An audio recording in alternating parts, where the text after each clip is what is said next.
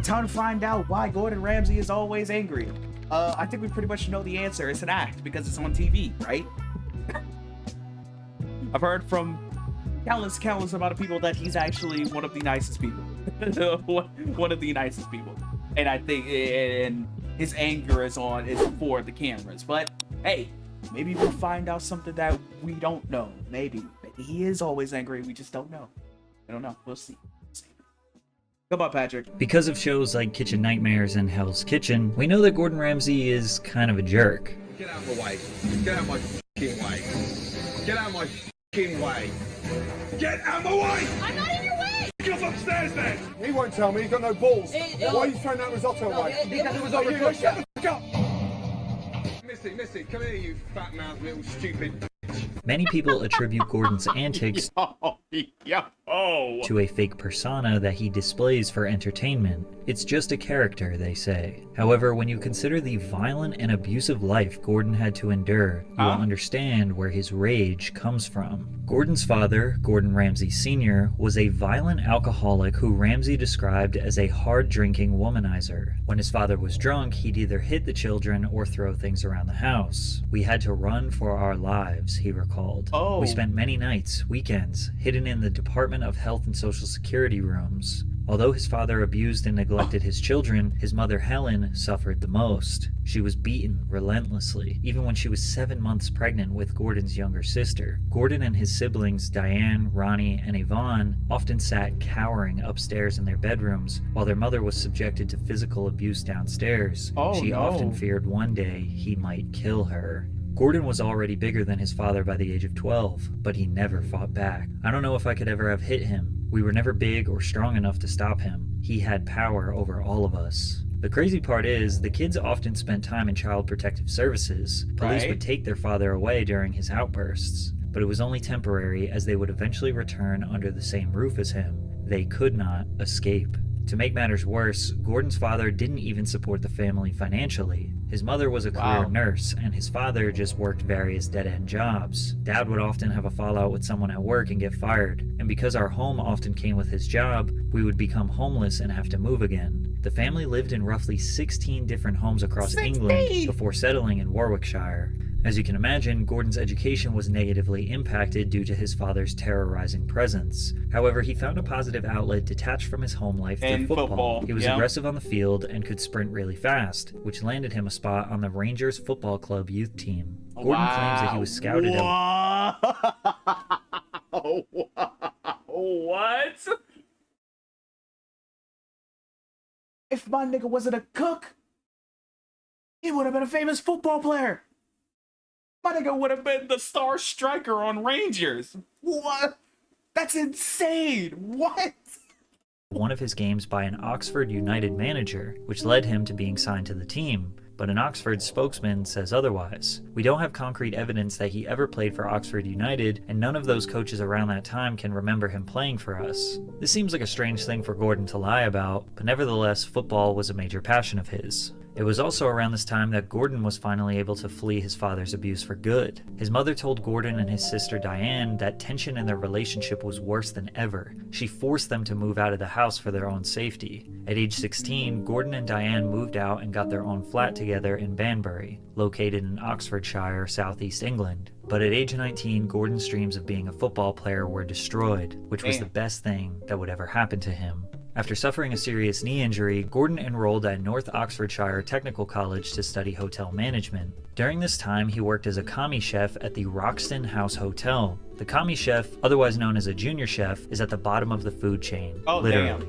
Most kitchen brigades are organized similarly to the military. Auguste Escoffier is credited for coming up with this hierarchy system while serving as a cook in the French military in the 1800s. Commis chefs help ensure that a kitchen's operations run smoothly. They perform cooking, cleaning, delivery, and other support duties as instructed by the chef de partie. After progressing through the ranks and becoming the sous chef, Gordon ran the kitchen and 70-seat dining room at the Wickham Arms until he started a sexual relationship with the owner's wife. I slept with the boss's wife because she made, a go for me. I mean, Trust me, I mean, what 19-year-old chef, fit as a fiddle, is going to say no to a stunning 33-year-old wife of your boss? So yeah, he got fired. However, his experience would land him his first job at a Michelin star restaurant and his first appearance on television. Michelin stars are basically the highest badges of honor for restaurants. The stars are part of the Michelin Guide, which employs thousands of inspectors who travel around the world sampling the finest cuisine. These highly trained inspectors will visit hundreds of restaurants a year in order to identify the best of the best. Michelin inspectors are always anonymous to ensure they don't receive preferential treatment during their meals. Inspectors book, dine, and pay for their meals in the same way as an average guest. Once each restaurant in consideration has been inspected, the Michelin Guide director meets with the worldwide teams for what is called star sessions,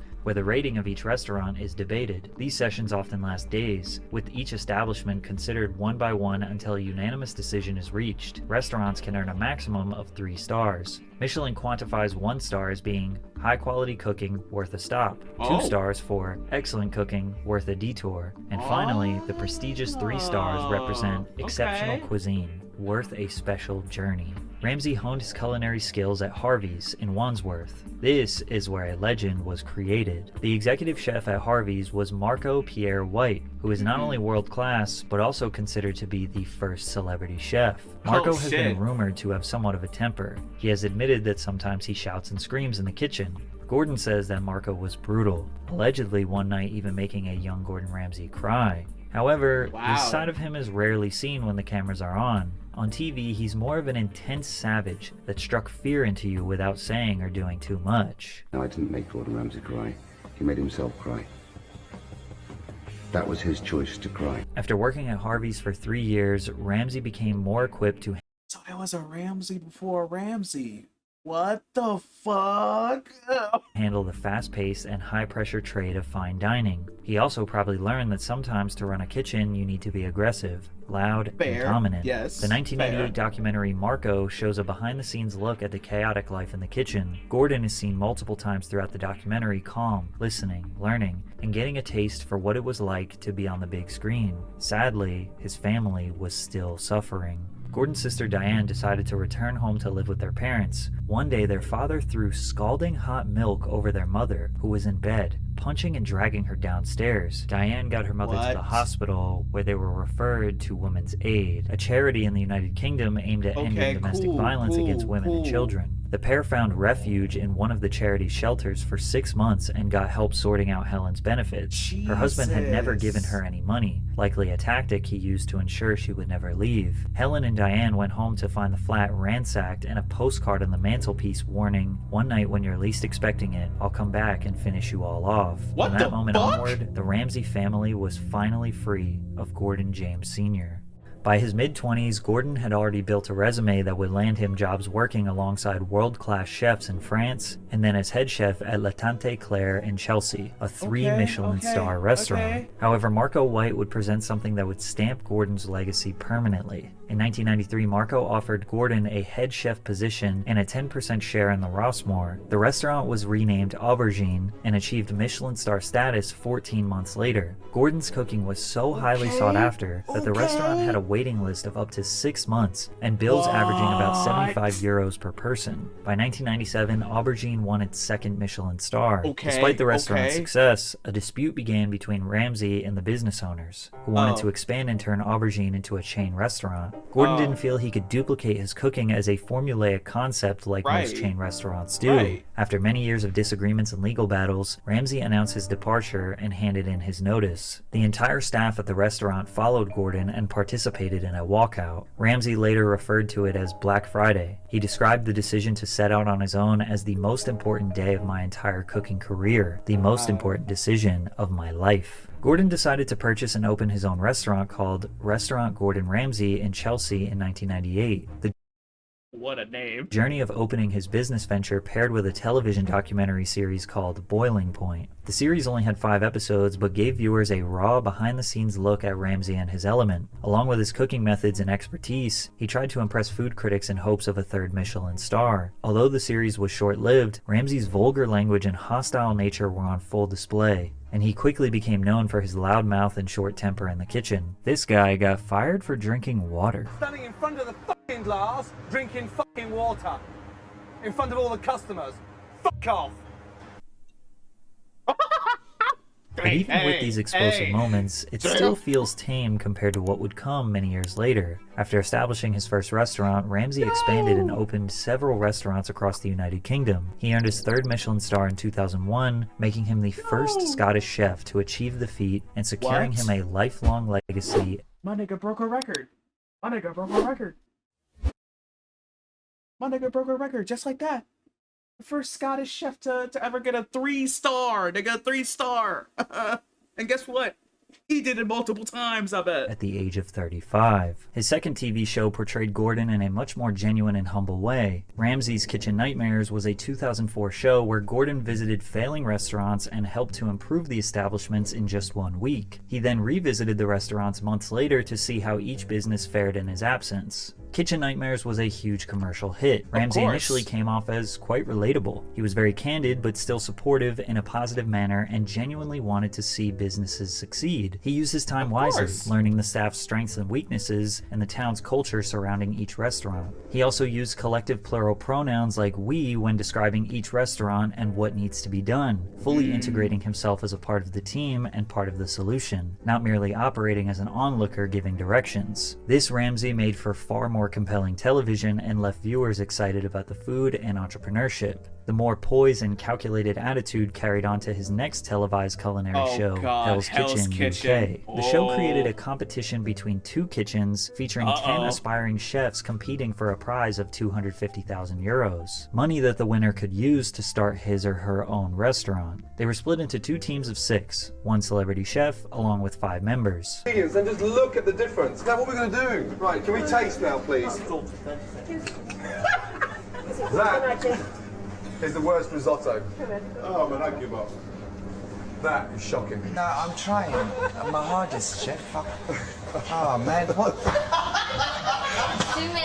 Due to the show's success, this is not what I'm used to seeing. Niggas laughing. He's laughing. This is not what I'm used to at all, actually. What the fuck? What the fuck? Why is he laughing? Why is he goofing around? Why is he not throwing shit? Gordon worked with the Fox network to produce an American version with the same name. First premiering in 2005, Hell's Kitchen US followed a different format. This is where Gordon's asshole persona was formed. Now fuck off back on your section. Why? Because I'm not a quitter. You're not a quitter. You're not a fucking cook either. Move your fat ass, you donkey! You're fucking useless, you know that. You're cooking in a burnt pan, you fucking dick! Fucking donkey! Don't let him cook a Fucking thing! The US version of And here we go. And here we go. Hell's Kitchen surpassed the UK version in popularity. The show was significantly more dramatic than any of Gordon's UK shows, with the addition of loud sound effects, dramatic music, rapid jump cuts, and exaggerated drama. Your special has now become not very special, thanks to Dick Face there. Hurry up, Giovanni! Yeah, but I'm not Dick Face, chef. Yeah, say that again? I said I'm not Dick Face, Yeah, chef. you're pissed, are you? I'm not. Look at me in the eyes! Not as pissed as I am! You fucking are! Donkey! It became so excessive that people online started accusing the producers of staging fake drama for more entertaining television. People also claimed that the editors use editing techniques to make certain contestants appear as poor performers to justify their elimination later. The most obvious example was the case of Amanda Tech Moore, who you can clearly see cooking here, but the only problem is that she was eliminated 3 episodes earlier. Essentially, they're What? Wait, what? Wait, whoa, what? editing techniques to make certain contestants appear as poor performers to justify their elimination later. The most obvious example was the case of Amanda Tech Moore, who you can clearly see cooking here, but the only problem is that she was eliminated 3 episodes earlier. Essentially, they are using old footage of contestants, for example, Gordon yelling at someone in episode 1, to justify their elimination in episode 10, even if they didn't do anything wrong that day, since the show is not premiering live and viewers wouldn't be able to notice the difference. Another Holy shit. Wait, Holy fuck. What? Major controversy in regards to the show being staged occurred when contestant Joseph Tinnelly from season 6, during one elimination round, angrily confronted Ramsey, challenging him to a fight before being escorted off the set. You want a f***ing jacket? Wanna talk some shit? Let's go step outside, motherfucker. I ain't here for that, dog. The incident drew criticism from viewers suggesting the scene was potentially fake and conducted to add more drama and tension to the show to increase viewer interest. However, it was this tumultuous persona that may have ruined his UK television presence. Okay, this was asked for, well done, and this person is sending it back. And let me just tell you something. You know, in terms of well done, look, we praised it. What is that? That's well done. That is well done, so stop bringing me shit! What about this, Gordon? That is well done! What about this? It's well done! Without the added sound effects and intense music, Gordon's screaming looks less performative, Yeah, which made viewers right. think he was actually just a jerk. But the USA audience couldn't get enough of Gordon. Of course we couldn't get enough, because what can't we not stop loving? Drama! So of course, to us filthy fucking Americans, oh, we love the drama.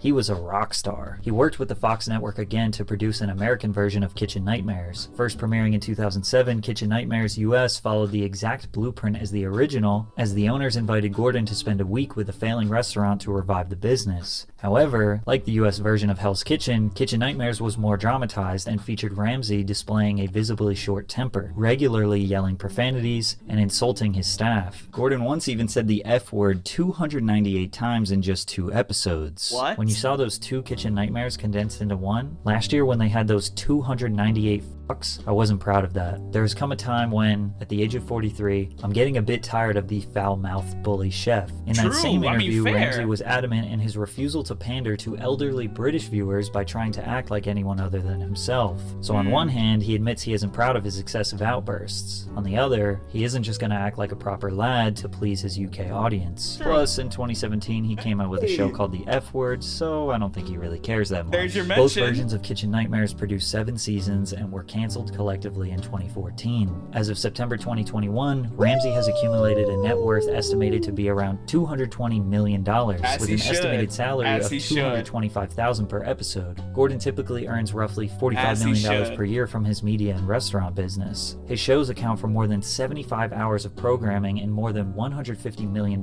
in ad sales for Fox. With restaurants in the UK, US, France, Italy, China, South Korea, and Qatar, his empire has expanded on a global scale. Evidently, being a dickhead pays pretty well. But That's Gordon is true. also able to act like this because he has started at the very bottom and grinded for decades mastering his craft. These days, you can see him on TikTok telling people how terrible their cooking is. Whether And famously telling someone to kill yourself. Bro, I fucking love that TikTok so much, right? his rage comes from his father's abuse or from the perspective of a passionate teacher wanting his pupils to learn, it never gets old seeing Gordon Ramsay absolutely destroy someone's cooking. True, facts. Facts. This is a great video. This is actually a really, really great video. Holy